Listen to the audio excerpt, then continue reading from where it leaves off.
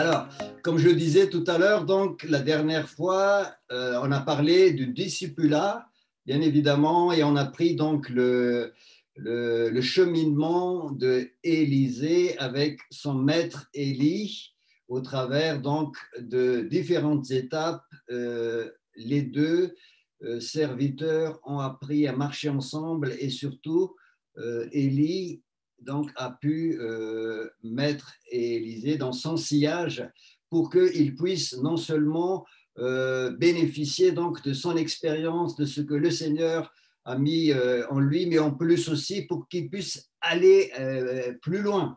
Voilà, le but du Seigneur, c'est ne pas de nous limiter, mais c'est que nous puissions vraiment aller au bout, je dirais, de ce qu'il a mis en nous, nos talents, nos dons, etc. Et nous avons bien vu qu'avec Élisée, il y avait cette double portion. Il est allé plus loin qu'Élie, il a fait le double des miracles d'Élie, voilà, et Dieu a béni alors qu'il avait reçu le manteau d'Élie. Voilà. Et donc, on va revenir sur Élisée et Élie plus tard, mais aujourd'hui, j'aimerais parler de la dimension de l'Église. Vous savez que notre appel, il est individuel. L'appel est strictement individuel. C'est une affaire entre toi et Dieu. C'est toi qui vas prendre la décision d'accepter Jésus dans ta vie. Là, je parle de l'appel au salut, mais aussi l'appel au service, l'appel au ministère. C'est strictement personnel, individuel. C'est entre toi et le Seigneur. Personne d'autre ne pourra prendre cette décision à ta place. Ça, c'est important. Nous sommes créés à l'image de Dieu, donc nous avons cette faculté de prendre une décision et c'est cette décision personnelle donc, qui va nous faire entrer soit dans le salut, soit dans le ministère. Et c'est très, très important de mettre l'accent là-dessus, surtout quand on annonce l'Évangile. Et si vous avez bien remarqué, jusqu'à aujourd'hui, on a parlé de ce cheminement du disciple avec son maître d'une manière, je dirais, individuelle. Hein, c'est une relation entre les deux. Hein. Le disciple, donc, suivait son maître. Mais il y a quelque chose qui est d'une dimension communautaire dans le discipulat. Et je voudrais aborder cette dimension-là avec vous. Voilà, quand vous avez entendu l'Évangile pour la première fois, vous avez été touché et vous avez pris la décision d'ouvrir votre cœur à Jésus. Ensuite, vous avez donc été formé comme disciple et vous avez suivi un petit peu, je dirais, le cheminement d'Élisée, même si vous ne l'avez pas suivi totalement. Vous êtes passé par ce que j'appelle une restauration. Vous avez compris le message de la croix. Vous avez compris le message aussi de la restauration que la croix apporte. Vous avez compris le message de la délivrance, de la libération de la croix, de la guérison de vos blessures intérieures. Ça, c'est une étape très importante de la délivrance aussi par rapport au péché, aux addictions. Ça, tout ça, c'est au cœur du message de la croix. Ce n'est plus moi qui vis, c'est Christ qui vit en moi. J'ai été crucifié, tout ça. Je suis le seul donc à rentrer dans tout ça. C'est une décision personnelle. Et ensuite, l'étape de Bethel, vous avez vécu personnellement avec Dieu la dimension de sa présence dans votre vie, Dieu qui se manifeste dans votre vie et vous avez vécu ça partout où vous étiez. Voilà. Et ensuite, la dimension de la foi. Hein, on a parlé de Jéricho, la stratégie de Dieu dans votre vie en tant que disciple, comment Dieu vous a manifesté son plan pour vous, comment vous avez reçu ça, comment vous avez appliqué ça dans votre vie. L'obéissance, c'est fondamental dans le cheminement d'un disciple. La foi, c'est très, très important. Donc, recevoir aussi la stratégie de Dieu, marcher non plus par la vue, mais par ce que Dieu nous donne. Ensuite, on a parlé donc de Jourdain, traversée donc de Jourdain qui nous amène vraiment dans une vie de victoire, dans une vie je dirais, de victoire tout le temps, de succès, hein, même s'il y a encore quelques possibilités d'erreur, parce que nous sommes toujours sur la terre. Voilà. Et donc tout ça, c'est vécu d'une manière individuelle. tout ça c'est vécu d'une manière individuelle, mais dans la Bible, vous avez bien remarqué qu'il y a une dimension inévitable, c'est la dimension communautaire. Et la dimension communautaire, je vais vous dire quelque chose qui va vous choquer peut-être ce soir, mais je vais le dire quand même. Dieu ne demande pas votre avis si vous êtes OK pour rentrer dans la dimension communautaire ou non. Ça fait partie de l'ADN de l'Église du chrétien. Il est rentré d'emblée par le Saint-Esprit. C'est ce qu'on appelle le corps de Christ.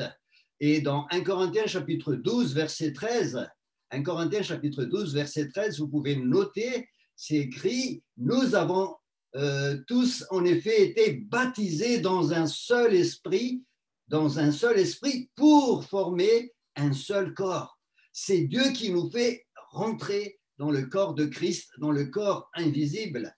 Ce corps invisible est réel et tu y es là-dedans actuellement, même si tu ne le sens pas, tu y es parce que c'est Dieu qui t'a fait rentrer là-dedans, il t'a fait rentrer comme membre du corps de Christ.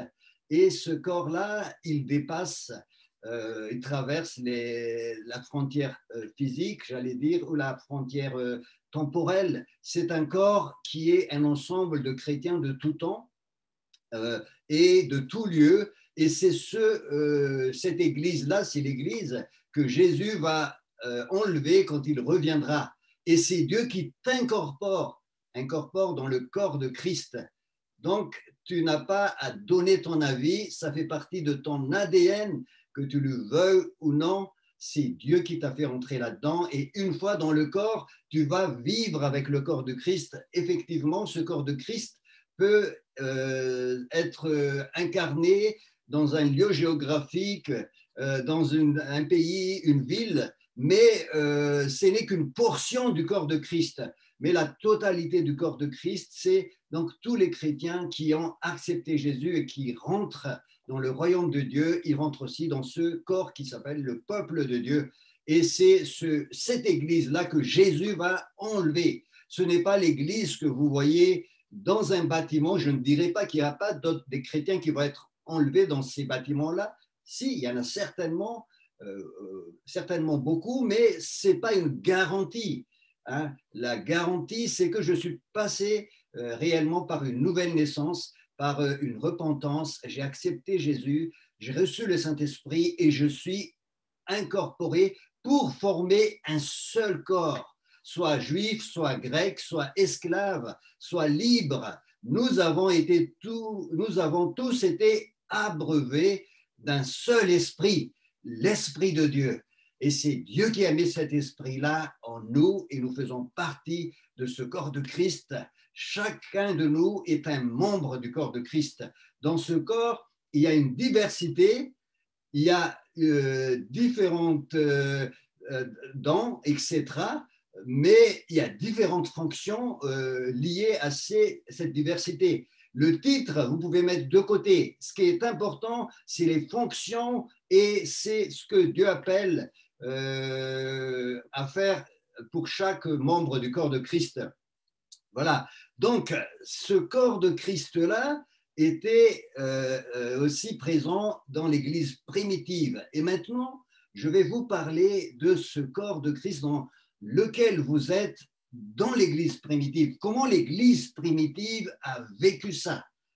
Comment l'Église primitive a été animée par l'Esprit Saint qui était présent dans ce corps? Ça, c'est très important de comprendre. Donc, je ne vais pas vous faire un enseignement sur qu'est-ce qu'est l'Église. Non, ça, on le fera une autre fois. Mais je vais parler surtout de cet esprit qui a animé l'Église primitive. Et c'est pour cela que j'ai marqué dans l'annonce un mot qui est très important. Il y a quelques mots dans cette Église primitive. Je rappelle donc aux personnes qui n'étaient pas là la semaine dernière, que je disais que c'est Luc qui a écrit le livre des Actes, et Luc était animé d'une vision, d'une passion particulière par rapport au Saint-Esprit qui descend sur chacun de nous, qui nous donne une onction, qui nous revêt de puissance pour faire l'œuvre du Seigneur. Et toujours dans cet esprit-là, Luc a été vraiment choisi par Dieu pour écrire ce livre parce qu'il va aborder donc cette Église naissante, dans cette vision de l'animation du Saint-Esprit dans l'Église. Donc, c'est Saint-Esprit qui anime l'Église.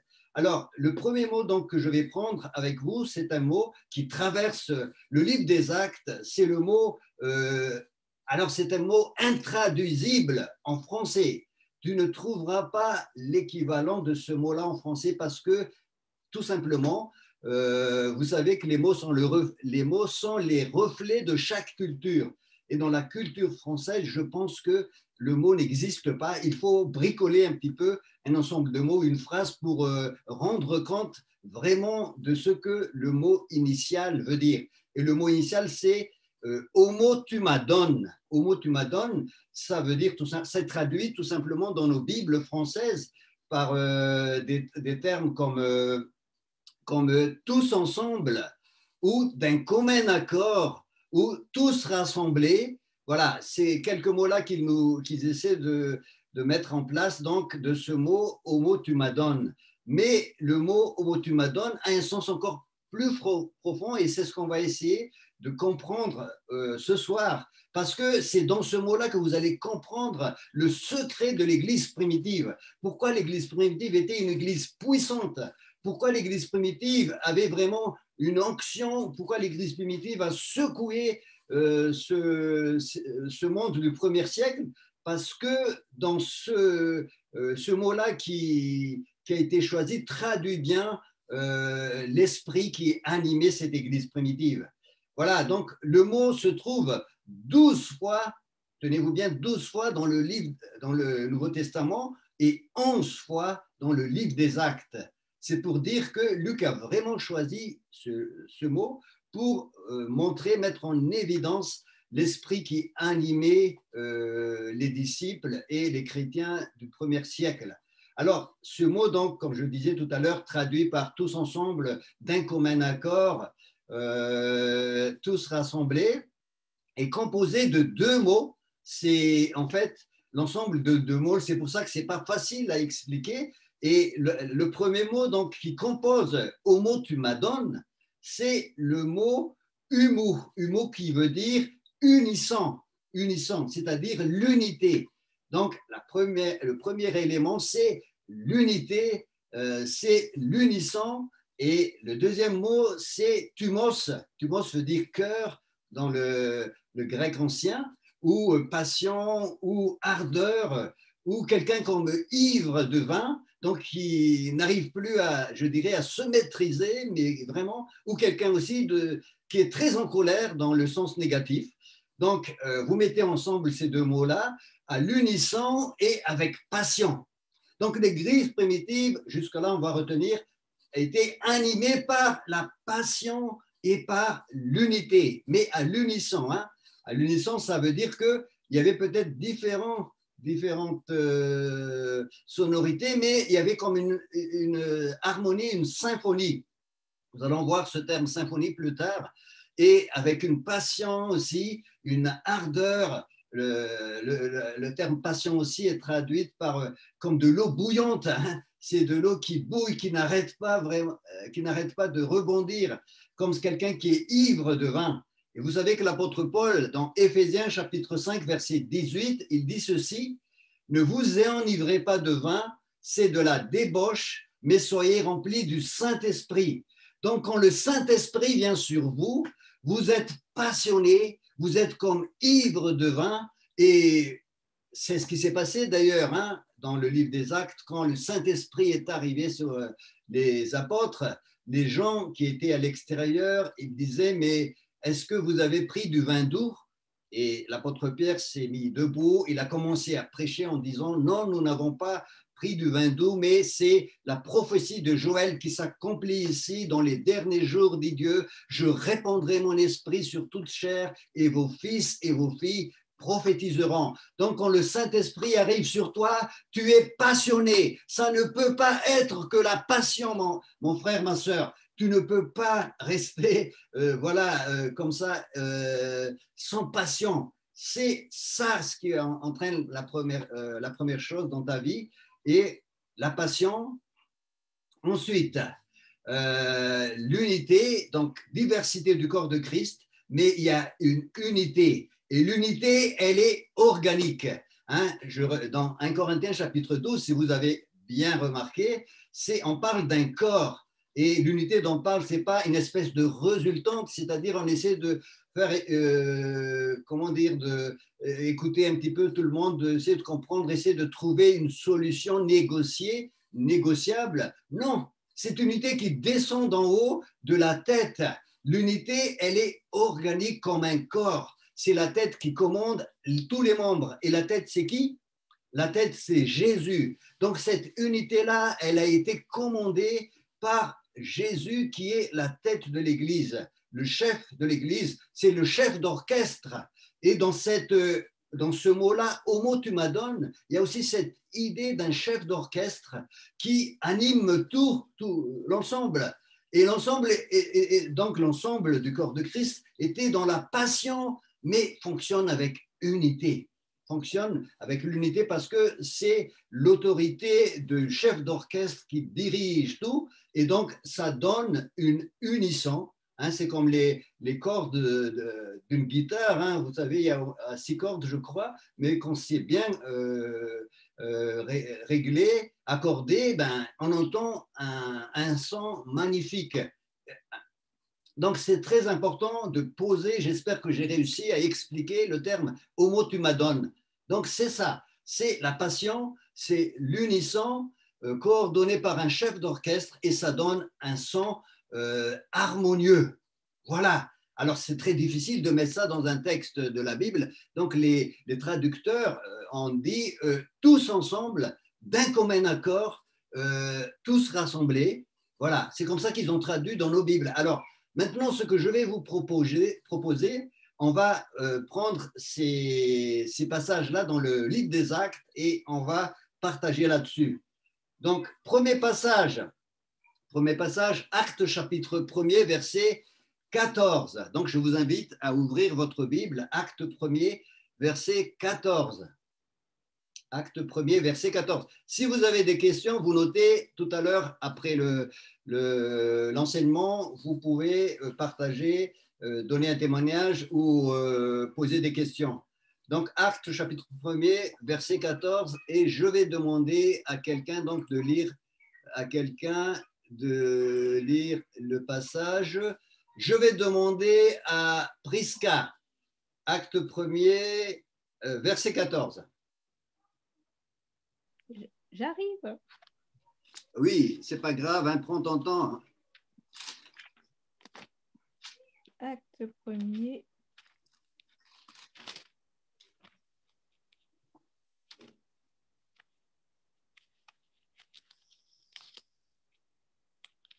Un peu loin là, j'arrive. Donc, j'invite aussi donc, les autres frères et sœurs d'ouvrir la Bible comme ça, vous pouvez suivre le texte, la lecture. Je lis que le verset 14. Verset 14, Acte chapitre 1er, verset 14. Acte 1er, verset 14. Tous persévérèrent d'un commun accord dans la prière avec les femmes, avec Marie, la mère de Jésus, et avec les frères de Jésus. Voilà. Donc, à ce niveau-là, à ce moment-là, donc, Jésus a été enlevé dans le ciel et les disciples, les chrétiens étaient tous ensemble et là, la Bible dit que d'un commun accord dans la chambre haute, ils ont persévéré et ils ont traduit le terme « homo tu m'adonnes » par le terme « d'un commun accord ». Donc, vous voyez, c'est pauvre hein, par rapport à tout ce que je disais tout à l'heure. Dans ce que je disais tout à l'heure, il y avait la passion. Ils étaient passionnés. Ils étaient dans ce lieu-là en train de prier. Je ne sais pas combien de temps ils ont passé là-dedans, mais ils étaient en train de chercher la face du Seigneur.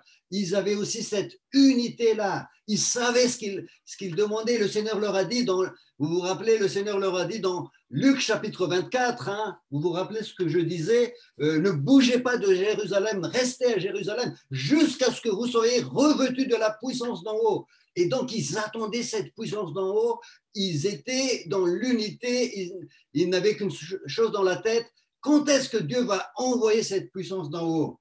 Donc, et c'est ajouté, ils persévéraient. Là, c'est encore un autre mot qu'on va développer tout à l'heure, que Luc utilise 6 fois dans le livre des Actes, persévérer. Ce mot-là est utilisé seulement 10 fois dans le Nouveau Testament, mais c'est Luc qui les utilise tout le temps dans le livre des Actes. Donc, notez bien, patient, unité, persévérance.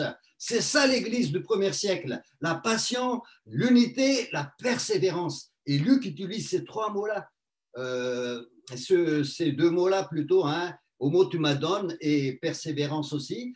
Et c'est lui qui les utilise le plus. Voilà. Et donc, dans ce passage-là, c'est l'ensemble des frères et sœurs qui étaient là. Ils étaient animés de cette passion et ils attendaient la venue du Saint-Esprit.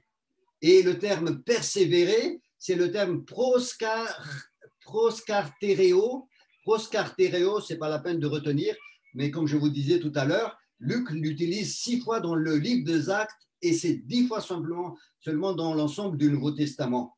Et donc, c'est un terme très important dans cette Église naissante, l'unité, la passion et la persévérance. Alors, je vous invite, frères et sœurs, à être dans la passion, à être passionné de Jésus, à être dans l'unité, de s'attendre à ce que le chef d'orchestre nous dirige tous ensemble en tant que membres du corps de Christ et de persévérer, de persévérer, de persévérer. La persévérance, vous allez voir, c'est très important dans le livre des Actes. Dieu veut des chrétiens qui persévèrent, qui insistent, qui persistent. Pourquoi? Parce que Dieu donne une révélation, Dieu donne une mission, Dieu donne des directives et il ne faut pas vous détourner ni à droite ni à gauche, mais continuer à faire ce que Dieu vous demande de faire. C'est ce qu'ils ont fait, ils étaient dans la chambre haute, ils attendaient le Saint-Esprit. Et le terme persévérer veut dire, le terme persévérer, proskartereo, veut dire une constance pour une cause. Hein, je donne les différentes possibilités dans la langue française. Une constance pour une cause. Donc, un chrétien animé du Saint-Esprit est quelqu'un de constant, quelqu'un qui est stable, hein, quelqu'un aussi qui continue tout le temps à chercher la chose. Et une autre possibilité de traduction, quelqu'un qui ne faiblit pas, quelqu'un qui n'est pas un chrétien yo-yo, tantôt en haut, tantôt en bas, mais c'est quelqu'un de courageux aussi, de courageux, parce qu'il persévère, quelqu'un qui est constant dans ce qu'il fait. Donc, persévérance, retenez bien, une autre clé, on va retrouver ce mot-là. Deuxième passage pour homotumadon, Actes chapitre 2, verset 42. Deuxième passage, homotumadon, Actes chapitre 2, verset 42. Alors, je vais demander à Maïmouna de nous lire Acte 2, 42. Oui. Il persévérait dans l'enseignement des apôtres, dans la communion fraternelle, dans la fraction du pain et dans la prière. Et dans les prières. Dans les prières. Donc là, vous voyez bien le terme persévérer. En fait, c'est le terme persévérer. Excusez-moi, j'ai dit homotumadon, mais c'est le terme persévérer que je voulais souligner. Là, la première église est née et qu'est-ce qu'on voit? On voit ce verset-là qui définissait ce que faisait cette première église. C'est l'enseignement des apôtres, la communion fraternelle, la fraction du pain et les prières. Et dans ces 4 choses-là, cette église persévérait, constante, n'a qu'une idée, c'est de continuer. Et cette église-là faisait confiance dans les prières, faisait confiance au Seigneur dans les prières. Elle est passionnée, elle est dans l'unité et la tête dirige cette église. Donc, c'est très important. L'église, comme je disais tout à l'heure, je ne vais pas aborder cette définition de l'église donc en tant que, je fais entrer quelqu'un, définition de l'église en tant que ecclésia, dans le terme ecclésia qui a donné en français église, il y a 2 termes que je n'aborderai pas longtemps, mais juste vous donner ça pour que vous compreniez rapidement. Il y a le terme kaléo, ek, c'est-à-dire sortir d'eux, kaléo, c'est appeler. Dieu nous a appelés à sortir du monde pour donc intégrer ce corps de Christ dont je vous ai parlé tout à l'heure. Donc, ek kaléo, et qui a donné ecclésia, nous avons été tous appelés donc pour sortir de là où vous étiez, le monde, hein, c'est-à-dire le royaume des ténèbres, pour rentrer dans le corps de Christ. Et dans le corps de Christ, nous sommes donc maintenant ce corps dirigé par la tête Jésus.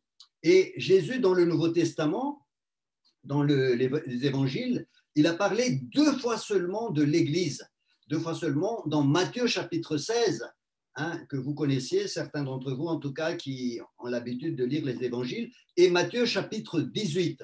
Dans Matthieu chapitre 16, il répondait à la question donc de Pierre, hein, tu es Pierre et sur cette pierre je bâtirai mon église. Je ne vais pas rentrer dans les détails de ça, mais on y reviendra plus tard.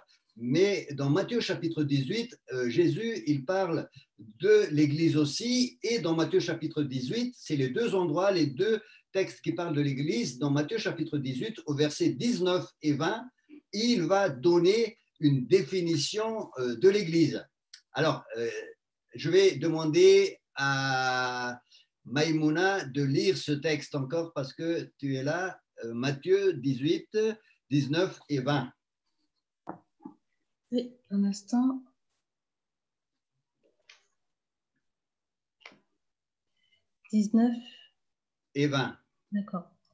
Je vous le dis en vérité, tout ce que vous lirez sur la terre sera lié dans le ciel, et tout ce que vous délierez sur la terre sera délié dans le ciel.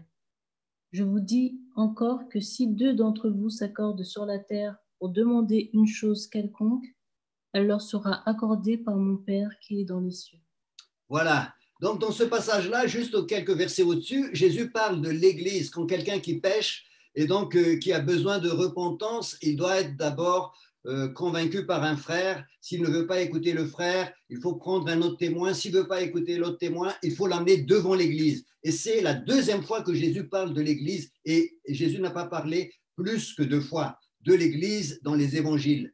Mais il a parlé surtout du royaume de Dieu. Ça, on verra ça aussi une autre fois. Mais c'est pour vous dire que la suite donc de ce discours de Jésus sur l'Église, c'est ce qu'on vient de lire tout à l'heure, Matthieu 18, 19 et 20. Et là, il nous parle d'un accord sur la terre. Si 2 d'entre vous s'accordent sur la terre pour demander une chose. Donc, il y a cette idée d'accord.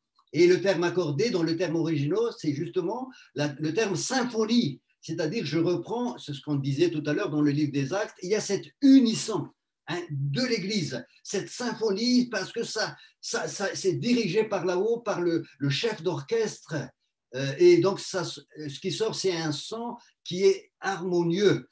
Et dans ce texte-là, c'est dit, de Matthieu 18, 19, 20, si 2 s'accordent sur la terre pour demander une chose quelconque, elle leur sera accordée par mon Père qui est dans les cieux, car là où 2 ou 3 sont assemblés en mon nom, je suis au milieu d'eux. Là, Jésus définit l'Église. Là où 2 ou 3 assemblés en mon nom, je suis au milieu.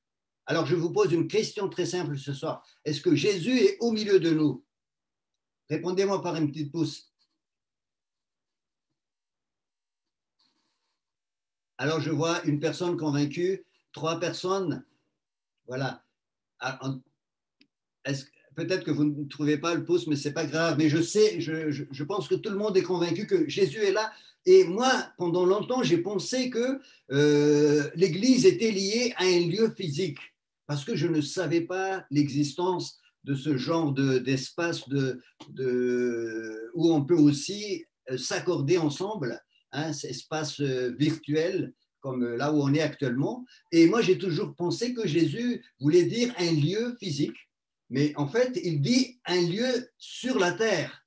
On est bien sur la terre, et il dit s'accorde à demander quelque chose, ce sera accordé par mon Père, car là où 2 ou 3 se réunissent en mon nom, je suis au milieu d'eux. Jésus est là, l'Église est là. Donc, je pense que l'Église qu'on a maintenant l'habitude d'appeler l'Église distancielle, au travers des réseaux virtuels, c'est vraiment une église. Dieu agit puissamment. Il faut maintenant que nous abandonnions nos vieux paradigmes anciens qui a été, je dirais, un petit peu influencés par nos limites géographiques et les limites de nos savoirs.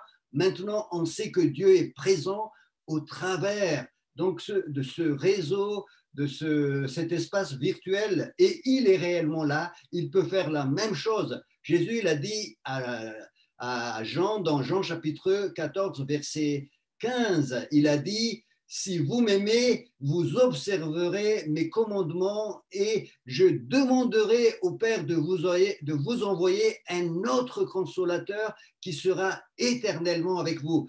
Il est là, l'autre consolateur, le Saint-Esprit, un autre consolateur comme moi et sera éternellement avec vous. Jésus est parmi nous ce soir. Waouh!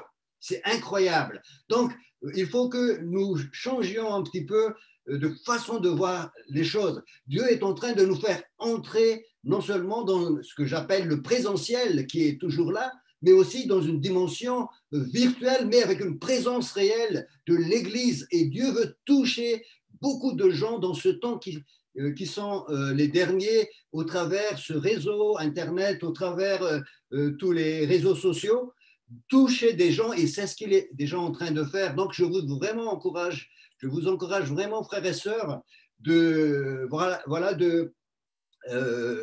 changer de paradigme. Vous êtes bloqués par ces réseaux-là et vraiment de toucher aussi, de vivre aussi l'Église au travers ce que nous faisons, mais aussi au travers du présentiel. Pourquoi je dis au travers du présentiel? Le troisième passage qu'on va lire, c'est dans Actes chapitre 2, verset 1. Actes chapitre 2, verset 1. Et je vais demander à Philippe de nous lire Actes 2, verset 1. Lorsque le jour de la Pentecôte arriva, ils étaient tous ensemble dans le même lieu. Voilà. Ils étaient tous ensemble dans le même lieu. Donc, le lieu géographique est toujours là. Il ne faut pas qu'on abandonne ça. Les églises locales sont importantes pour Dieu. Les églises doivent être enracinées dans une localité, dans une ville. C'est très important, doit avoir un témoignage dans une ville, dans une localité, mais il y a aussi cette dimension qui dépasse la géographie, et c'est ce qu'on vient de lire tout à l'heure dans Matthieu 18, qui simplement l'unité, l'accord et le fait de se réunir au nom de Jésus, et Dieu est là, que ce soit au téléphone, que ce soit au travers de cet espace social ou la télévision, je n'en sais rien, mais Dieu est réellement là quand les conditions sont réunies, les conditions de Matthieu chapitre 18. Mais le présentiel est important aussi. Dans Actes chapitre 2, verset 1, ils étaient homotumadon, tous ensemble, patients, unité, persévérance aussi, tous ensemble dans le même lieu. Et dans ce lieu-là, Dieu va envoyer le Saint-Esprit. C'est le début de l'Église. C'est là que l'ère de l'Église commence. Dieu va envoyer le Saint-Esprit du ciel. Vous vous rappelez ce que je disais dans Jean chapitre 7, verset 19.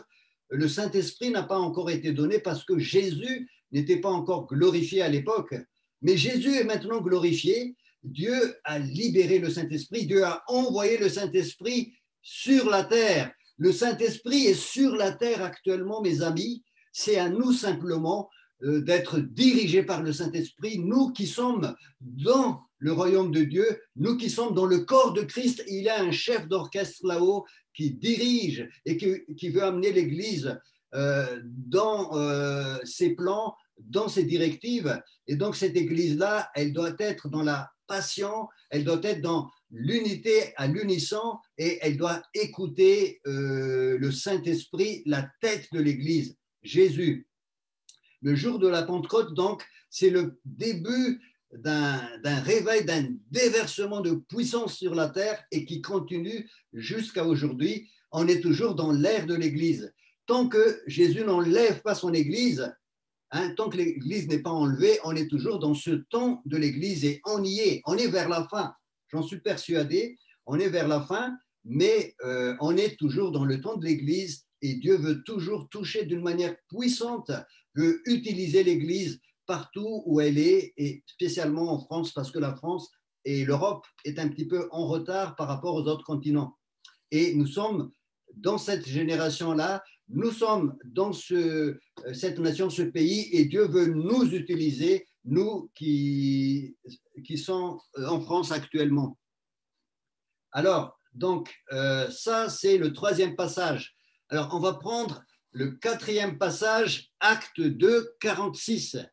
Et je vais demander à Chaba, Acte 2, 46. Chaba, est-ce que tu peux nous lire Acte 2, 46?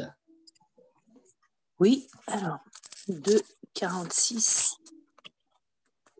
Ils étaient chaque jour tous ensemble assidus au temple. Ils rompaient le pain dans les maisons et prenaient leur nourriture avec joie et simplicité de cœur, louant Dieu et trouvant grâce auprès de tout le peuple. Et le Seigneur ajoutait chaque jour à l'Église ceux qui étaient sauvés. Amen. Donc, voyez-vous, le terme utilisé là, c'est toujours le terme « homo tu m'adonnes ». Tous ensemble, d'un commun accord, rassemblés à l'unisson, avec passion, ils étaient là. Et ils étaient, il y a un terme en plus ici, assidus. C'est-à-dire, ils étaient régulièrement là. C'est pour ça que c'est important de persévérer. Là, le terme persévérance est remplacé par le terme assidu. Donc, il y avait cette idée de persévérance dans l'Église primitive. Et ils étaient assidus au temple présentiel. Ils rompaient le pain.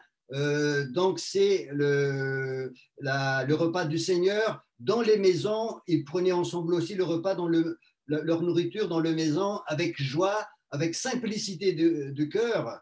Et le Seigneur ajoutait, c'est ce qui est dit, ajouter chaque jour à l'Église des nouvelles âmes. Donc, c'est Dieu qui ajoute à l'Église. Quand l'Église est prête, quand l'Église est dans ce que Dieu attend d'elle, c'est Dieu qui ajoute en fait. Vous savez, le réveil, c'est vrai que nous avons soif du réveil. Et c'est pour ça qu'il faut cette passion-là, il faut cette unité-là, mais c'est Dieu qui ajoute. Et quand Dieu trouve qu'un pays, une nation, une ville est prête à recevoir le réveil, donc Dieu envoie un réveil, Dieu ajoute. Mais c'est vrai qu'il faut que nous soyons aussi prêts et que nous soyons aussi désireux de cela, mais c'est Dieu qui ajoute, et c'est Dieu qui ajoute à l'Église chaque jour. Et cette Église primitive, elle était 3000 au départ, au chapitre 3. Au chapitre 4, elle était déjà 5000 et ainsi de suite. Elle n'arrêtait pas de grandir. C'était l'explosion parce que l'Église était prête, elle était animée par le Saint-Esprit. Et je pense que Dieu est en train de faire cette œuvre-là en France actuellement. Alors, on va encore lire un troisième passage, frères et sœurs, je ne sais plus, un cinquième, je crois. Cinquième passage. Alors, cinquième passage, donc, dans le livre des Actes, on va y arriver. Voilà. Au chapitre 4, verset 24. Au chapitre 4, verset 24. Alors, je vais demander à Franck s'il peut le lire. Tu nous entends, Franck? Oui. 4, 24. Lorsqu'ils l'eurent entendu, ils élevèrent à Dieu la voix tous ensemble et dirent: Seigneur, toi qui as fait le ciel, la terre, la mer et tout ce qui s'y trouve, c'est toi qui as dit par le Saint-Esprit, par la bouche de notre Père, ton serviteur David. Pourquoi ce tumulte parmi les nations et ces vaines pensées parmi les peuples? Voilà, donc on peut s'arrêter là parce que la suite, c'est le développement de ce qui est déjà dit, mais je voudrais insister surtout donc sur le verset 24. Lorsqu'ils eurent entendu, donc ils étaient persécutés, cette église, donc les apôtres étaient persécutés, et là ils sont revenus vers les autres disciples et ils sont rentrés dans une maison, et là ils ont élevé leur voix, et tous ensemble, ils ont fait cette prière. Et cette prière-là, vous l'avez entendu tout à l'heure, Seigneur, toi qui as fait le ciel, la terre, tous ensemble, homo tu m'adonnes, avec passion, à l'unisson, en persévérant, avec la direction du Saint-Esprit, ils ont fait cette prière. Donc, vous voyez, ils étaient ensemble dans l'unité, dans la passion, quand ils avaient partagé le pain, quand ils étaient dans le temple en train de prier. ou quand ils ont reçu pour la première fois le Saint-Esprit, et là, ils ont reçu une opposition, une persécution, ils sont toujours ensemble. Donc l'Église, elle était vraiment ensemble, passionnée de Jésus. Donc c'est très important, pas simplement quand tout se passe bien, mais quand il y a la persécution, ils étaient tous ensemble aussi, en train de prier. Donc c'est ce que ce verset de Actes, chapitre 4, verset 24 nous le dit. Et ils étaient en train de prier le Seigneur. Et qu'est-ce qui se passe? Qu'est-ce qui se passe? Est-ce que tu peux lire la suite, Franck, la suite de ce qui se passe au verset, vas-y, jusqu'au verset 31. Jusqu'au verset 31? Oui. Les rois de la terre se sont soulevés et les princes se sont ligués contre le Seigneur et contre son oint.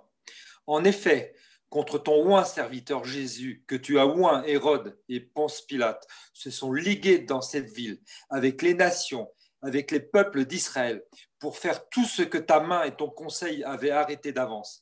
Et maintenant, Seigneur, vois leurs menaces et donne à tes serviteurs d'annoncer ta parole avec une pleine assurance, en étendant ta main pour qu'il se fasse des guérisons, des miracles, des prodiges, par le nom de ton saint serviteur Jésus.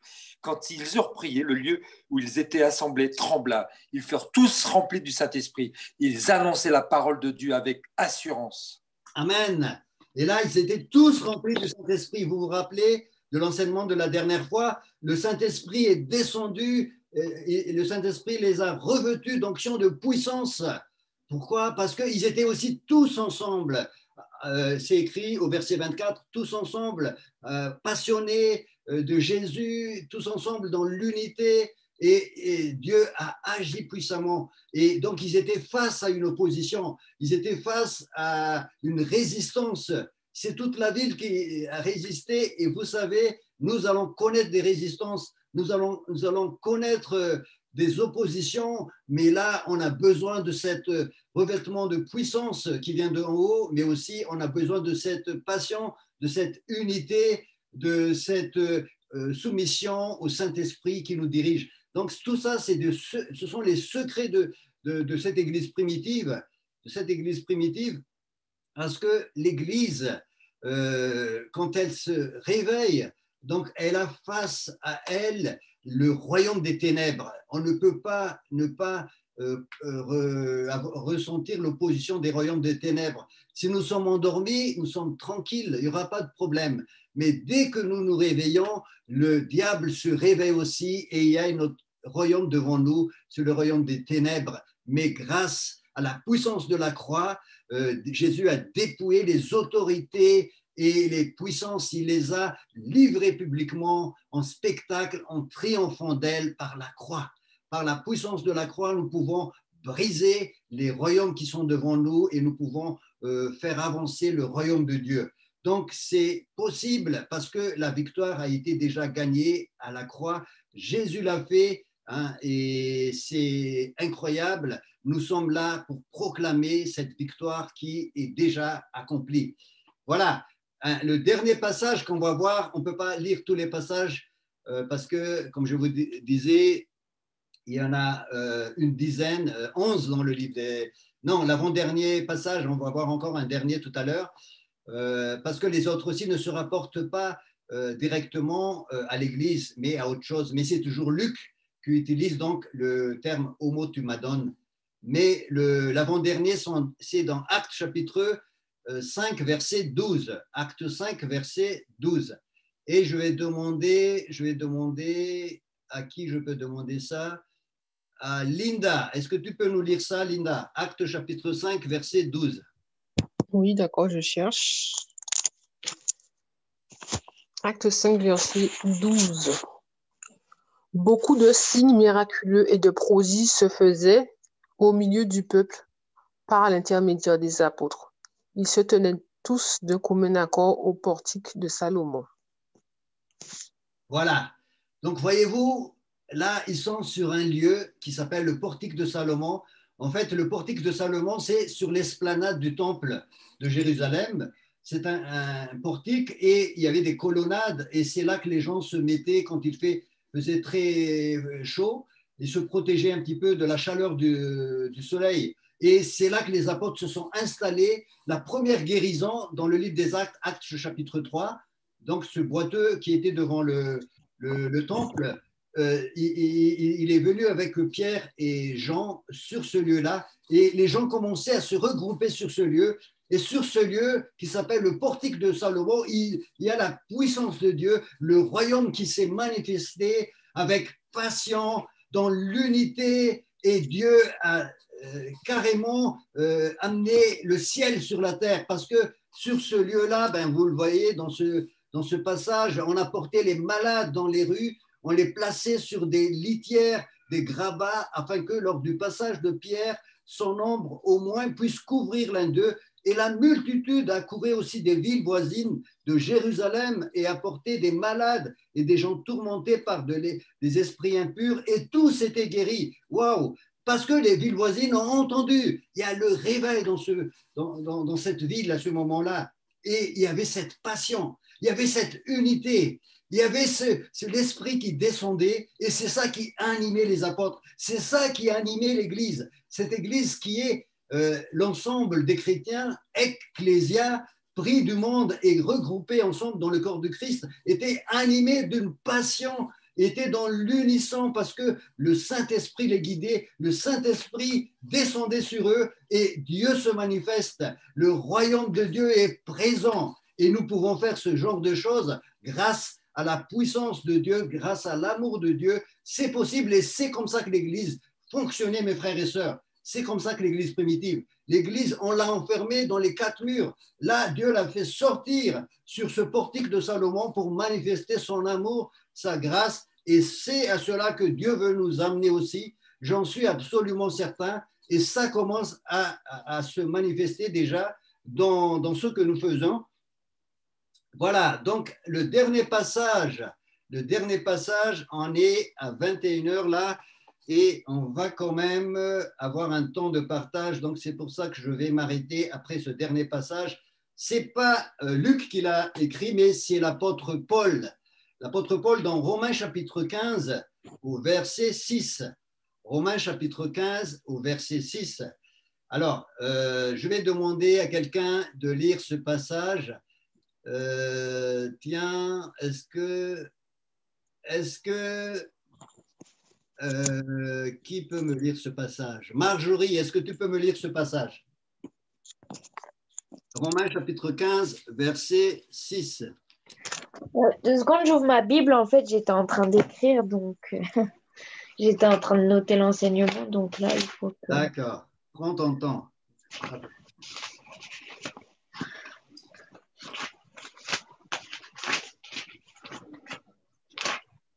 C'est Romains combien? 15, verset 6.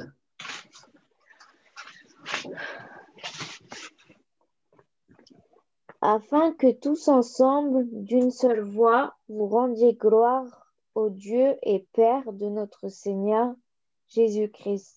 Amen. Et vous savez que l'apôtre Paul, quand il écrit ça,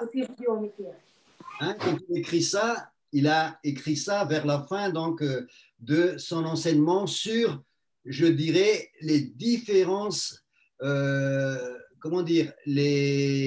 différences entre les chrétiens. Parce que dans ce chapitre 14 et 15, vous allez voir, je vais lire seulement le début du chapitre 14, et vous allez constater tout de suite qu'il y avait beaucoup de divergences dans cette église au niveau doctrine. Hein, écoutez-moi bien. Donc, dans Romains 14, c'est écrit « Faites bon accueil à celui qui est faible dans la foi, sans discuter des opinions. Tel croit pouvoir manger de tout, tel autre qui est faible ne mange que des légumes. Que celui qui mange ne méprise point celui qui ne mange pas, et que celui qui ne mange pas ne juge point celui qui mange, car Dieu lui a fait bon accueil. Qui es-tu, toi, qui juges un serviteur d'autrui? S'il tient debout ou s'il tombe, cela regarde son maître, mais il se tiendra debout, car le Seigneur a le pouvoir de le soutenir. » Verset 5 du chapitre 14, « Tel juge un jour supérieur à un autre, tel autre les juge tous égaux, que chacun soit pleinement convaincu dans sa propre pensée. » Voilà, et il continue à développer tout un enseignement là-dessus, un jour on en parlera, Donc, on constate seulement qu'il y avait des divergences entre les chrétiens. Telle personne pense qu'il faut respecter tel jour, telle autre pense que non, non, non, ce n'est pas la peine. Et au chapitre 15, il développe encore l'apôtre Paul. Et au chapitre 15, verset 1, « Nous qui sommes forts, nous devons supporter les faibles, que chacun de nous plaise au prochain pour ce qui est bon en vue de l'édification.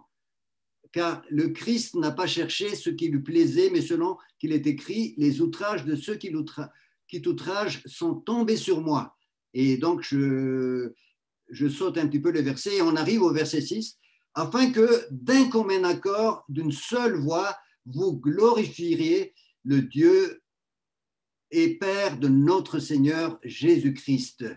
Tous ensemble, d'un commun accord, vous glorifiez Dieu. » Amen. Donc, excusez-moi. Donc, les divergences, les points de vue sont légitimes parmi nous. Ne vous inquiétez pas, ça va arriver, et ça arrive déjà. Mais ce n'est pas ça ce qui est important, c'est être animé de ce tous ensemble, d'un commun accord, de tous ensemble, avec la même passion, à l'unisson, nous faisons ce que Dieu demande de faire. Hein? Et donc, ça ne veut pas dire qu'il n'y a pas un bon enseignement, il y a un bon enseignement. Et un jour, je parlerai avec vous de cet enseignement sur les jours, sur les aliments. Ce n'est pas le moment aujourd'hui, mais il y a un bon enseignement à retenir là-dedans. Si vous lisez bien ce chapitre de Paul, que c'est pas que tout est relatif, non. Il y a de l'enseignement, mais ce qui est important, c'est d'être dans la même passion, d'être dans cette unité, d'être dirigé avec persévérance par le Seigneur et de laisser le Saint-Esprit nous conduire dans la mission que Dieu nous donne à faire, parce que c'est cela que Dieu veut qu'on fasse actuellement. Et vous savez pourquoi on n'arrivera jamais à voir, je dirais, des chrétiens qui seront d'accord partout sur toutes les idées? C'est pas possible.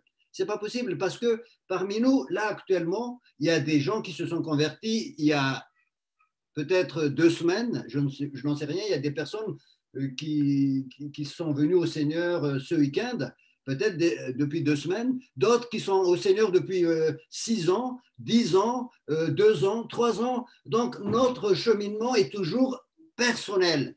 Hein, tu ne peux pas être dans un cheminement global où tout le monde serait d'accord parce que sinon on sera dans la religion. Tu as une relation personnelle avec Dieu et Dieu t'amène d'une manière progressive vers un cheminement. Donc tu ne peux pas être exactement ce que ton frère est. Tu as une relation personnelle unique avec Dieu. Donc pour le moment, ta compréhension est cela, mais ce que tu as compris, c'est que Dieu veut que tu le serves d'une manière passionnée. Hein, et que tu annonces l'évangile, tu témoignes et que tu avances et avec l'unité dirigée par le Saint-Esprit. Et c'est ça ce que l'apôtre Paul nous demande dans cette exhortation, afin que tous ensemble, ensemble dans l'unité, avec passion, d'une seule voix, vous rendez gloire au Père de notre Seigneur Jésus-Christ. Amen. Et je vais m'arrêter là, frères et sœurs.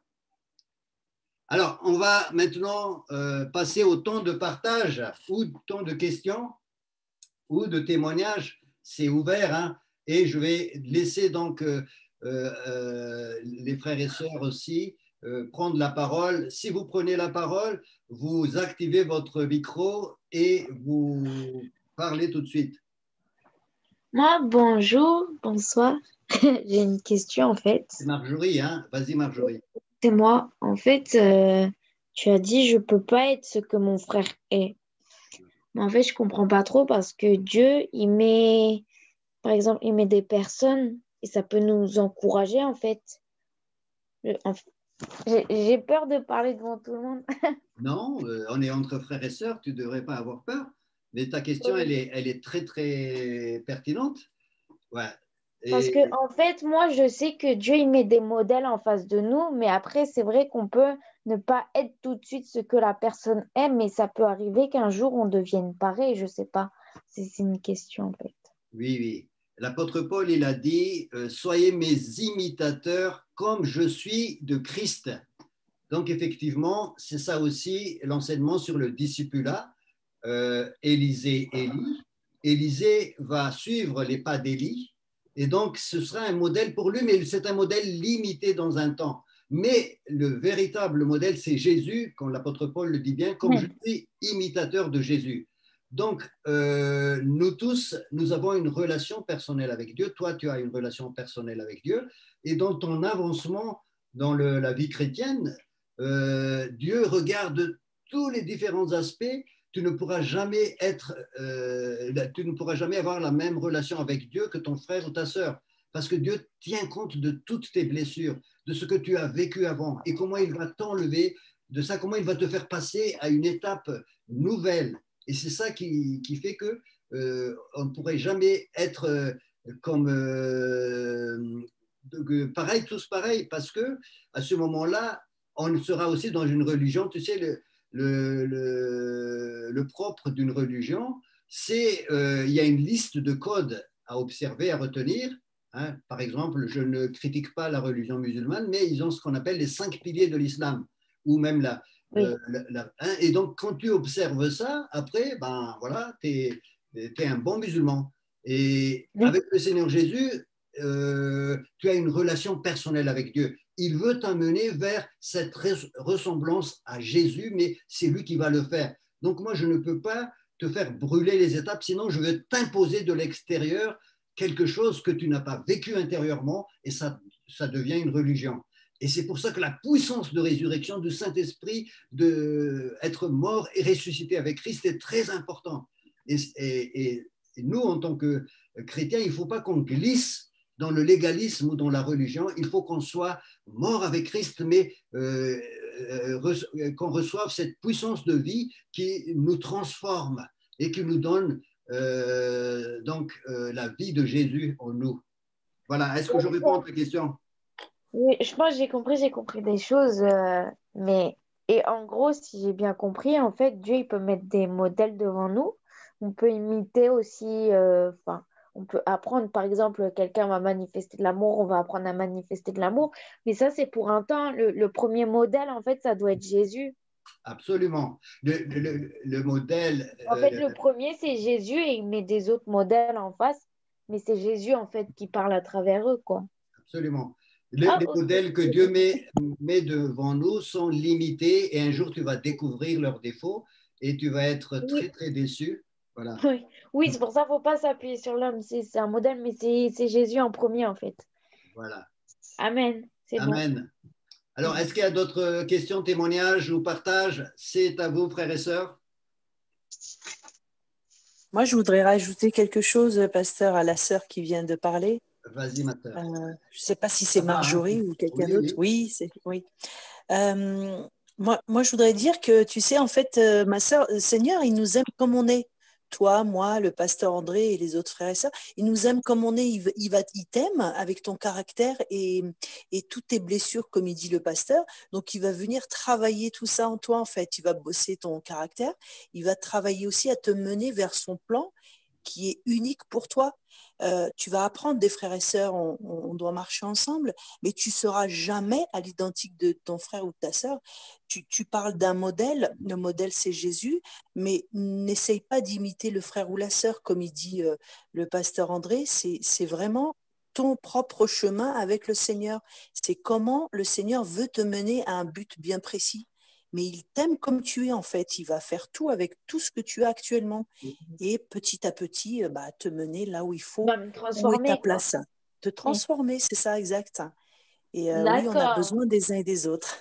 Si ça peut truc vite fait, parce que j'essaye de comprendre en même temps. Je réfléchis. Ouais. Mais voilà. C'est pas mauvais que Dieu il peut envoyer quelqu'un pour nous apprendre à marcher avec c'est Jésus. Ça. En fait. C'est ça, mais n'essaye pas d'imiter cette personne. Elle va t'aider, cette personne, dans ton chemin. Moi, chacun de nous, on a. Je parlais juste, par exemple, si quelqu'un manifeste la foi, je vais faire « Ah, Seigneur, donne-moi la même foi, tu vois. » Ah oui, c'est ça. D'accord, ok, très bien. Oui, c'est ça. Donc oui, apprendre des uns des autres, exact. Ouais, voilà, c'est ça. Quand on voit l'amour, la paix, la joie. Shabbat, c'est vraiment très, très important ce que tu as dit. Amen. Est-ce qu'il y a d'autres frères et sœurs qui veulent réagir? Bon, moi, je veux réagir, pasteur, si vous permettez. Absolument. Je suis d'accord avec ce que tu viens de dire. Je te remercie. Mais vous voyez, notre modèle, comme on l'a dit, le modèle par excellence, c'est le Seigneur Jésus-Christ. Parce que c'est lui qui n'a jamais péché, c'est lui qui peut jamais pécher.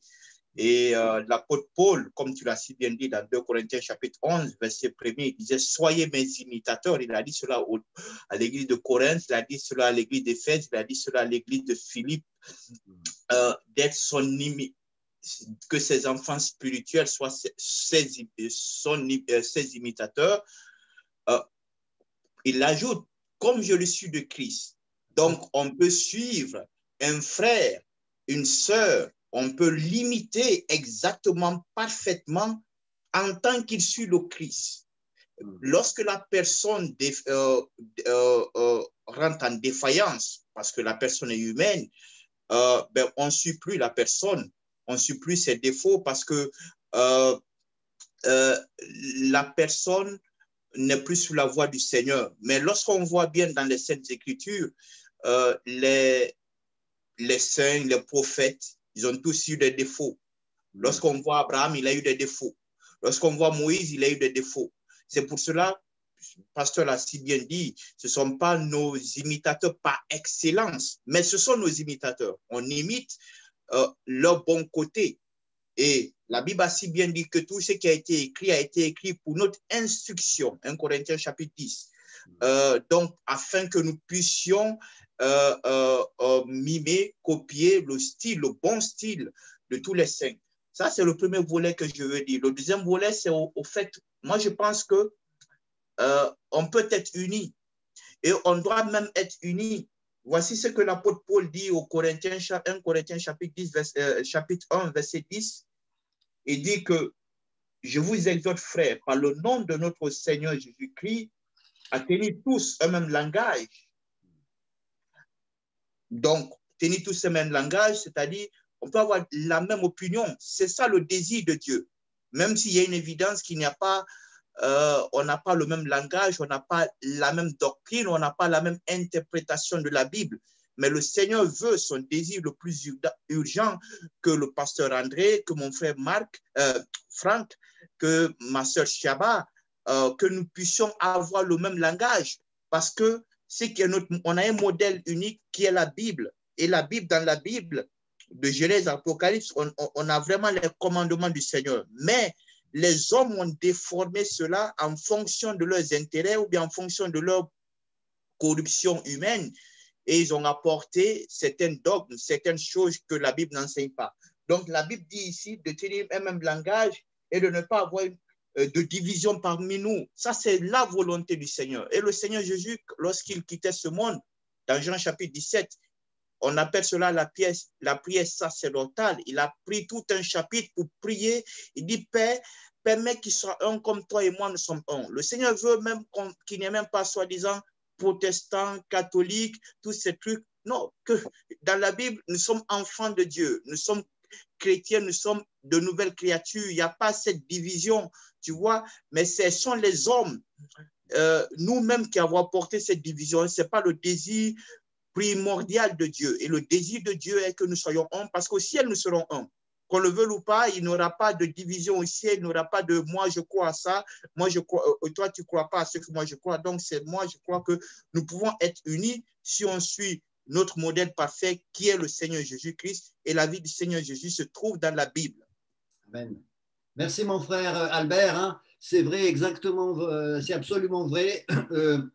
En fait, les divisions dénominationnelles, c'est l'histoire de l'Église qui a amené ça, mais dans le livre des Actes, vous voyez bien que Paul, il parle aux chrétiens de Corinthe, d'Éphèse, et donc, même s'il y avait des maisons, différentes maisons, parce que les églises se réunissaient dans les maisons, les chrétiens se réunissaient dans ces maisons, Paul, il adresse l'épître à l'église de la ville, et c'est comme ça que l'église fonctionne, parce que nous sommes le corps de Christ, comme je disais tout à l'heure, et le royaume de Dieu utilise ce corps qui est animé par le Saint-Esprit. Mais l'histoire de l'Église, à partir du IIIe siècle avec Constantin, s'est dévié de ce que Dieu a voulu et l'Église catholique est arrivée. Après, les protestants se sont multipliés parce qu'ils ont mis en avant cette relation personnelle avec Dieu, ce qui est juste, mais comme chacun avait sa relation personnelle, chacun a trouvé bon d'insister sur ceci ou sur cela. Et du coup, les dénominations sont arrivées parce qu'ils ne sont pas restés dans ce que je disais tout à l'heure, dans Romains chapitre 15, verset 6, afin que tous ensemble, d'une seule voix, vous rendiez gloire à Dieu, même si l'un est convaincu que c'est tel jour qu'il faut mettre en avant, l'autre c'est un autre jour. Non, c'est bien, vous pouvez ne pas être d'accord, mais que d'une seule voix, vous êtes ensemble avec passion, ensemble dans l'unité, dirigée par le Saint-Esprit, au mot tu m'adonnes, vous faites avancer l'évangile. Donc, c'est ça l'attitude que Dieu veut que nous ayons. Voilà, donc on peut, pendant aussi lié à notre avancement spirituel, des différences de compréhension, ça arrive. C'est pas grave, c'est normal, mais le Seigneur est là pour nous apprendre à comprendre encore un peu plus la Bible, mais là où nous en sommes, soyons dans cette passion, dans cette unité et faisons avancer l'évangile ensemble. Voilà le plan de Christ. Et puis, pasteur, excusez-moi juste en quelques secondes, ce que je veux dire, ce qui nous divise est beaucoup moindre que ce qui nous unit. Absolument. Nous savons tous que sans Jésus, il n'y a pas de salut. C'est le plus important. Maintenant, d'autres qui disent, oui, la femme peut-être doit se voiler pour prier le Seigneur. Non, la femme ne doit pas se voiler pour prier le Seigneur, mais la femme a un ministère, la femme n'a pas de ministère. Ça c'est très moindre. Et ça, c'est vraiment c'est du dogme. Ça vient vraiment à un niveau un peu plus bas. Tu vois, il y a certains chrétiens, je parle même du protestantisme, je ne parle même pas avec les catholiques, tu vois, qui disent, moi, je ne peux pas évangéliser avec les gens de telle église parce que il y a tel ou tel. C'est vraiment, c'est déplorable parce que ce n'est pas ce que le Seigneur veut. L'apôtre Paul n'a jamais critiqué, ne s'est jamais attaqué aux autres apôtres. Il a toujours, même quand il parlait des autres, il parlait du bien d'eux. Lorsque Pierre parlait de Paul, il parlait toujours du bien de Paul. Tu vois, ainsi de suite. Mais aujourd'hui, c'est déplorable. Je sais que tu es pasteur, mais moi sincèrement, je t'apprécie. Je ne te connais pas assez bien. Si tu me permets de te tutoyer. Ah non, vas-y, mon frère, il n'y a pas de problème. Cette plateforme que nous avons là, avec aussi la vision que mon frère Franck a, c'est ça le désir de Dieu, c'est ça le désir du Seigneur, qu'on vienne ensemble, qu'on partage, qu'il y ait une communion fraternelle, tu vois, parce que le Seigneur veut que nous puissions nous édifier les uns à travers les autres. Ces divisions-là sont très minimes. Et comme tu l'as si bien dit, ça va dépendre de notre relation et du renouvellement de notre intelligence de notre intelligence par le Saint-Esprit. Parce que puisqu'on grandit dans les choses de Dieu, on laisse le Saint-Esprit nous parler, on verra que le salut n'est pas conditionné par ces fais ça, ne fais pas ça, fais ça, ne fais pas ça, porte ça, ne porte pas ça. Ce n'est pas conditionné à ça. La Bible dit, par exemple, dans le livre de Romains, chapitre 10, versets 9 et 10, pour être sauvé, si tu confesses de ta bouche le Seigneur Jésus, il y a certains aujourd'hui qui disent non, si ce n'est pas suffisant, il faut que tu sois baptisé du Saint-Esprit pour que tu sois sauvé, ou bien il faudrait que, je ne sais pas moi, que tu appartiennes à telle église, à telle dénomination. Excusez-moi, je vais donner par exemple, il y a quelques années de cela, peut-être 10 ans de cela, j'ai rencontré un ancien de l'église adventiste. Ils disent que moi, il m'a dit qu'en tant que je n'adore pas Dieu le samedi, que je ne suis pas sauvé, même si je vis la vie qui plaît au Seigneur, même si j'ai reçu. Je dis non, mais la Bible n'a pas expliqué ça. Donc, tu vois, c'est vraiment absurde et ça divise le corps de Christ. Moi, je suis vraiment d'accord pour cette unité, en dépit de notre diversité. Je n'appellerai pas ça division, mais diversité, parce qu'on a une diversité de langage, de conception des choses, mais on peut être unis et on peut sauver encore le monde. Imaginez combien de personnes sont nées de nouveau, sont réellement nées de nouveau, et le monde, les péchés sont beaucoup plus grands. Tu vois, en France, ici, on dit, moi j'ai vu la statistique la dernière fois, 63% des Français sont athées ou agnostiques. Donc, le peu là, nous qui sommes peu là, combien sont nés de nouveau? Peut-être. On va mettre le feu, mon frère, parce qu'on va mettre le feu de Dieu avec la passion l'unité et se focaliser sur ce que le Seigneur nous demande de faire. Amen. Amen, pasteur. 12 personnes ont bouleversé la ville de Jérusalem et le monde entier. Donc, c'est possible, parce que nous avons un grand Dieu avec nous. Donc, merci mon frère Albert, tu as tout à fait raison. Il y a des enseignements qui sont mineurs. Focalisons-nous sur les enseignements majeurs, les fondamentaux de l'Évangile, la puissance de la croix et ce que Jésus nous enseigne au travers de l'enseignement de la croix, le salut, la délivrance, la libération de nos addictions et aussi laisser le Saint-Esprit agir dans chacune de nos vies et laisser Dieu vraiment nous unir aussi et laisser le Saint-Esprit travailler nos cœurs. Voilà, alors est-ce qu'il y a encore d'autres questions ou témoignages? Là, on s'approche de 21h30. Avant qu'on rentre, qu'on prie aussi, qu'on rentre aussi dans la prière, c'est important.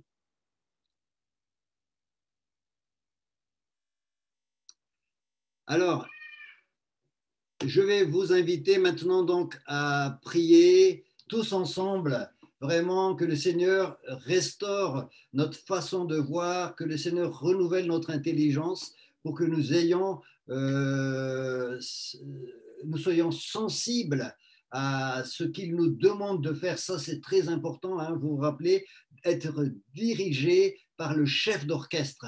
Et c'est ça qui va créer l'unité entre nous. C'est que la tête dirige l'Église. Alors, on va prier et on va laisser le Saint-Esprit agir, régler des choses en nous et laisser le Saint-Esprit nous donner la liberté aussi, parce que vous savez, quand vous êtes poussé par le Saint-Esprit, vous avez la joie et vous êtes libre. Voilà.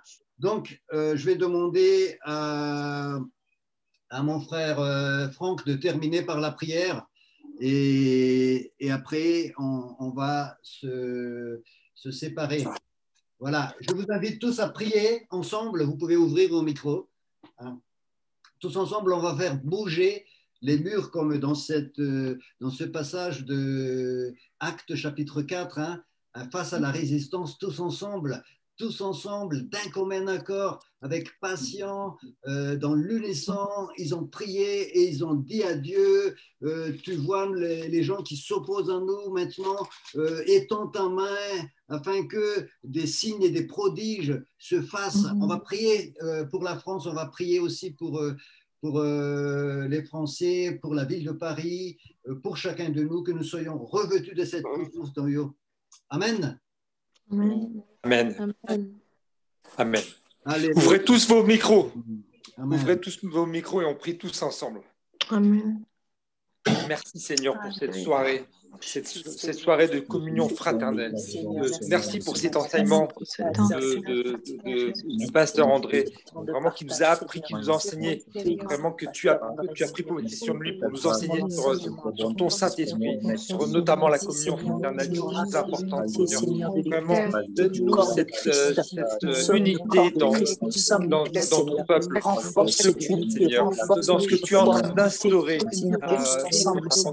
notamment même accord, que nous puissions d'une même voix, Seigneur, que nous puissions vraiment que tous les frères et sœurs tous ensemble, Seigneur, communion et d'une entente, toujours dans le même même s'il y a amour, des différences, Seigneur, ton Saint-Esprit, ton esprit, Seigneur, tu nous gardes, tu nous par ton Seigneur, tu nous Saint-Esprit, renforces, tu nous rends inébranlables, remplis-nous Seigneur, de par ton esprit saint, ton cœur de pierre en cœur de chair, fais-nous des révélations ce que tu fais dans les prières, Seigneur, pour que nous puissions nous armer de ton armure spirituelle, tous ensemble, Seigneur, Seigneur, nous édifier les uns les autres, Seigneur, tous ensemble, la même chose, Seigneur, aller chasser, l'esprit qui nous unit, Seigneur, pour ton royaume, royaume des cieux, Seigneur, comme les premiers apôtres faisaient, Seigneur, au portique de Salomon, Seigneur, nous voulons une effusion de ton esprit, Seigneur, notamment à Gare du Nord, à travers ce vraiment, nous voulons respecter cette vision que tu nous as mis en nous, Seigneur, vraiment, et que nous devons que reste de pensée, de disparaisse. Utilise chacun d'entre nous, Seigneur Jésus. Oh, nous voulons être, Seigneur, canal par lequel tu passes, canal par lequel tu les gens à non, Seigneur, mon esprit, et que cet hôtel qui est en train de construire, prenne de l'ampleur, cet hôtel de louange, cet hôtel de ton esprit, cet hôtel d'acte prenne de l'ampleur. Et de toujours avancer ton royaume ensemble, éternel. Dans le désespoir, viens nous rejoindre. Tu as dit là où le pétard Seigneur, nous monte, vous demandons toutes ces choses dans le nom et glorieux et dans toute puissance de Jésus-Christ, notre bien-aimé. Merci, Seigneur. Nous voulons, Seigneur,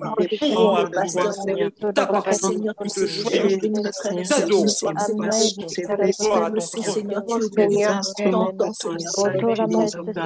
tu sais, Seigneur, connais chacun d'entre nous, Seigneur. Que le plus petit d'entre nous devienne le plus grand. Vraiment. Que les derniers qui soient arrivés soient les premiers. C'est-à-dire, tu l'as dit dans ta parole. Comme arme. Alléluia. Alléluia. Gloire à Dieu. Gloire à Dieu. Amen. Amen. Nous voulons plus de toi. Nous avons soif. Encore plus de toi, Seigneur. Remplis-nous, Seigneur, que nous déversons. Fais des révélations à tous les fleuves de vie dans la vie de chacun d'entre nous. Fleuve de vie, Seigneur, abondance sur la vie de chacun d'entre nous, Seigneur. Que tu sois, Seigneur, le centre de nos pensées, que nous soyons toujours connectés à toi, éternel. Que nous soyons toujours focalisés sur toi, Seigneur. Que nous avons besoin encore plus de toi, Seigneur. Toujours plus, Seigneur. Déverse en abondance, Seigneur, dans nos vies. Que nous relever comme venus des caniveaux, Seigneur. Tu nous as relevés Merci, Seigneur. Merci, Seigneur, pour ta présence. Merci, Seigneur, pour ton action. Merci, Seigneur. Alléluia. Parce que tu agis. Merci, Seigneur, parce que tu es toutes choses, Seigneur. Alléluia, Seigneur Jésus. Sois béni, Seigneur, pour ta présence. Sois béni pour ta parole. D'avoir mis sur la croix. Sois béni, sois béni, Seigneur Jésus.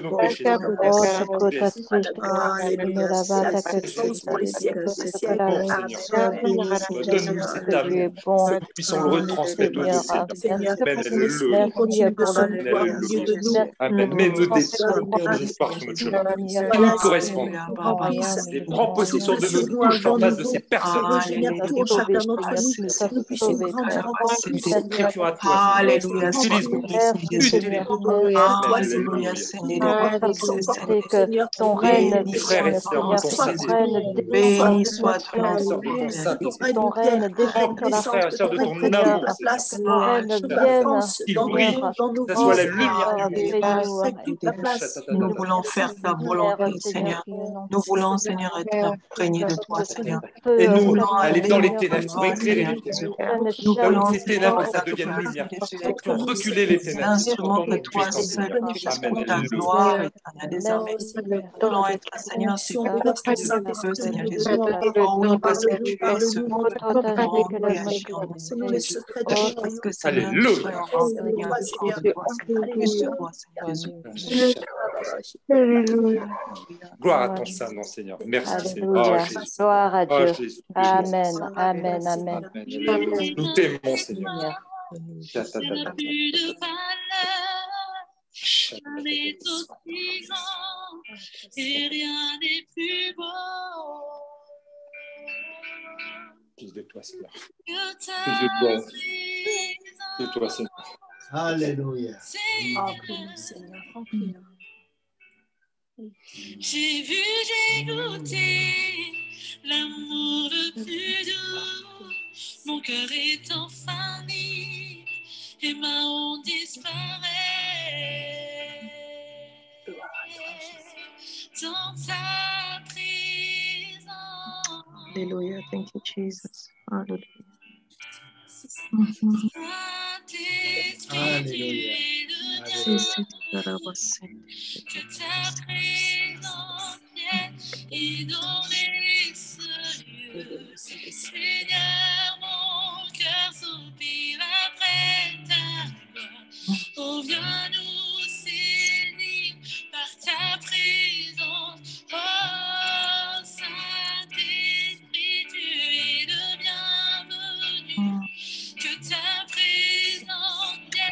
inonder ce lieu. Seigneur, on vient soupir après ta gloire. Reviens-nous saisir par ta présence. Dieu, prends toute la place, Saint-Esprit. Ta présence, Seigneur, Saint-Esprit.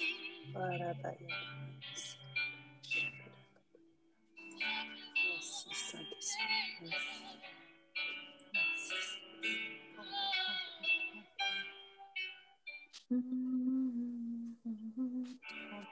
Que nous soyons plus sensibles à ta présence, que nous vivions les merveilles de ta bonté, que nous soyons plus sensibles à ta présence, que nous vivions les merveilles de ta bonté, que nous soyons plus sensibles à ta présence, Amen. que nous vivions Alléluia.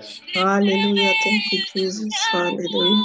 que Hallelujah. nous Thank you, soyons Jesus. plus Thank you, Lord. sensibles à ta Lord, présence, bless que nous vivions les Lord, merveilles de ta Amen. bonté, que Hallelujah. nous soyons plus Mm. sensibles à ta Yes, Lord. présence, que Yes. nous vivions les merveilles de ta bonté, que Amen. nous soyons plus sensibles à ta présence, que nous vivions les merveilles de ta bonté. Les merveilles de ta bonté, Seigneur. Les merveilles de ta bonté, Saint-Esprit. Les merveilles de ta présence, ta présence.